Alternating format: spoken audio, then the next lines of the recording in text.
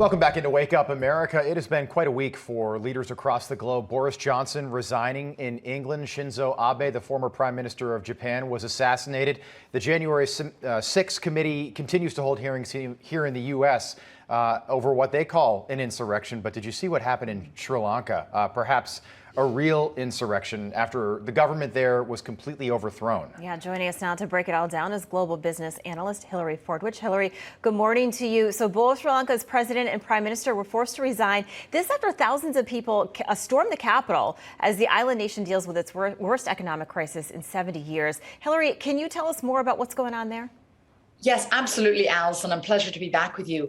Really, the issue there comes down to their high indebtedness, their soaring inflation, and their poor economic management. And this actually should go out as a warning to those other nations that are dealing with such inflation. There are a number of factors here, all of three that I mentioned. But in addition, Alison, the farmers there had a terrible crop year because this whole global warming initiative, they had been forced to adopt, actually 90% of them adopted this lower carbon emissions by adopting organic fertilizers and organic pesticides. Well, they had an 85% crop failure. So the crop failure, in addition to the COVID lockdowns, had restricted tourism. And they, as a nation, Sri Lanka had a great amount of foreign source of income from tourists. So that combination has led to civil unrest. And they have a 54.6 level of inflation, as I mentioned, soaring, and an 80% increase in food prices. So you add all that up together,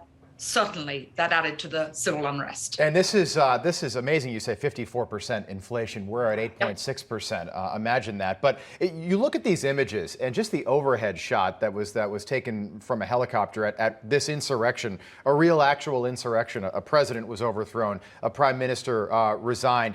Just talk about that because we are still dealing with these January 6th committee hearings. We can all agree January 6th was not a good day in America. But after watching what played out in Sri Lanka over the last several days, this is really unbelievable.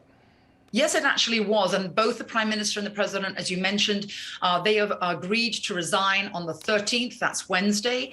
And there will be a coalition government that will take over. What this actually puts in jeopardy also are their discussions with the IMF in terms of their solvency financially. They were talking to the IMF in terms of a developing nation. Now they're talking to the IMF in terms of a bankrupt nation. Yeah. What does this mean for the rest of the globe? I think we should also look at, and NewsMax, we were talking about this the other day, the Dutch farmers. Think about them. Same thing. They were actually blocking and going and protests all across the nation with the food shortages. Right, what does it mean? It means that leadership cannot ignore what the people are going through anywhere in the world. Because yes, this could happen elsewhere. We had, for different reasons here in the US, January 6th, but it puts on notice all global leaders, don't ignore your people and don't impose ridiculous global warming initiatives that cannot be realized today. You're looking at their inside, that's inside the presidential palace, and also that is their Capitol building as well. Let's go to Japan. Shocking news there coming down Friday. Shinzo Abe, a very popular former prime minister, assassinated. In 2021, they had 2 violent gun deaths in all of Japan. How unusual is this, and what does this mean for Japan's government moving forward? Well, it's actually a very good question, Rob, in terms of what does it mean going forward. A couple of things here. You said that he was a well-liked man.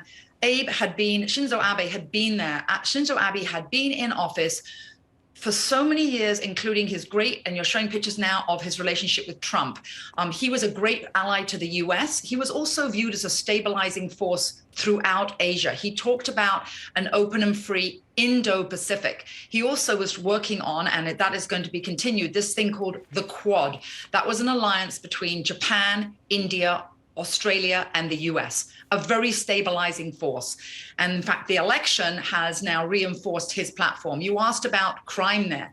Crime is very low in Japan. They've had so few shootings, and individuals cannot possess firearms. This was a handmade gun. So this was shocking to the nation. And I believe, and most people would view his, the next of the election has been really a reinforcement of his policies. In other words, democracy will continue, and they actually have said they will not have democracy thwarted by such violence. Yeah, Hillary, we have about 30 seconds left. It's hard to believe that this all happened on Thursday, but Boris Johnson resigned. So who do you think the next Prime Minister of England will be? There's a lot of people putting their hat in there.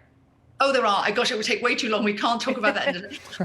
Rishi Sunak, the former Chancellor of the Exchequer, is a big favorite, but I don't believe that the characteristics he has are going to flow and be accepted with the Conservative Party or the British public. The British public voted for Brexit. It's got the characteristics of the next leader need to be somebody who was above the scandals, who wasn't involved with Brexit. Look for people that are outsiders right now. There's a lady called Cami Bodnak. She is, I would say she's almost like sort of a lady of color, like a Thatcher. She's a very conservative lady. People like her. And also Jeremy Hunt has been purported to be a future leader, but he's too much of a socialist. Rishi Sunak was involved with all of the scandals from Boris Johnson. So we'd have to have a whole segment on exactly who it would be. I was going to say we need to do that. Absolutely. Hilary Fordwich, great to see you again. Thanks so much for being with us. We'll do it again soon.